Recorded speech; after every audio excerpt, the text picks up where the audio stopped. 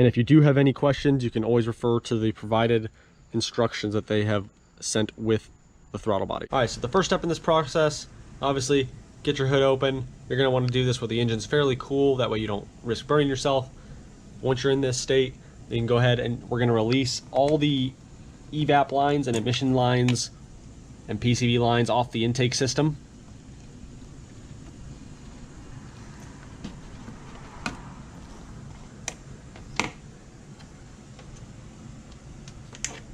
We have the Ford Performance oil separator, so this next step, you will want to release that from the actual oil separator itself just to give you some more clearance. Next, we're going to disconnect the electrical connector that goes to the mass airflow sensor behind the air filter. You're just going to pull up on these two retaining clips, and then to release the mass airflow sensor, there's a red clip, safety clip. You're going to pull that back with like a pocket screwdriver or a pick, and then you can reach down there and depress it and pull it off. Now we're going to release the airbox housing from the chassis itself. There's a 10mm down here, but then also if you have the Ford Performance oil separator, you will have to remove that 10mm as well.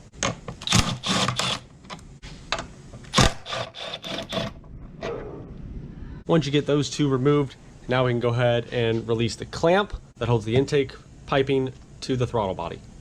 Now you can do that with either a flat blade screwdriver or a 7mm socket.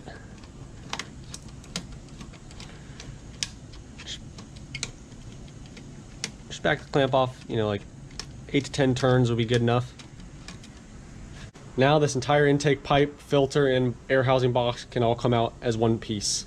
So just pull back on the intake pipe from the throttle body. If you have the oil separator, you're going to have to maneuver that and kind of bend it out of the way. And once it clears that, then you can come straight out and up.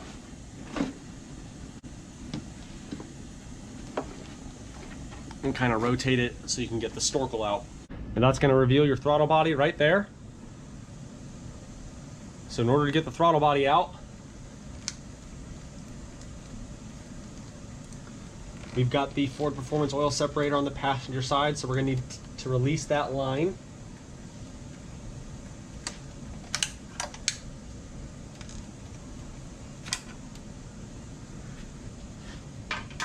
So that we can access the electrical connector. Again, it's got a red tab, locking tab on the top of the connector. Just pull it back and compress the connector. You can pull it off the throttle body. All that's left to do is remove these 4 8mm bolts. Don't lose those or misplace those. You're going to be reusing those with the new throttle body.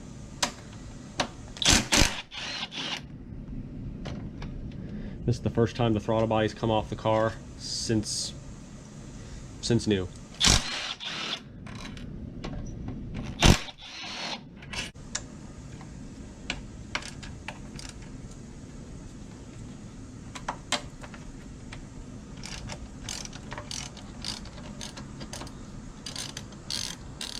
As soon as you break that last one free, the throttle body weight is going to want to separate it from the intake manifold.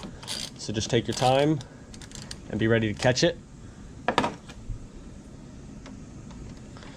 Just finish backing the last one out by hand so that you can use the other hand to hold the throttle body.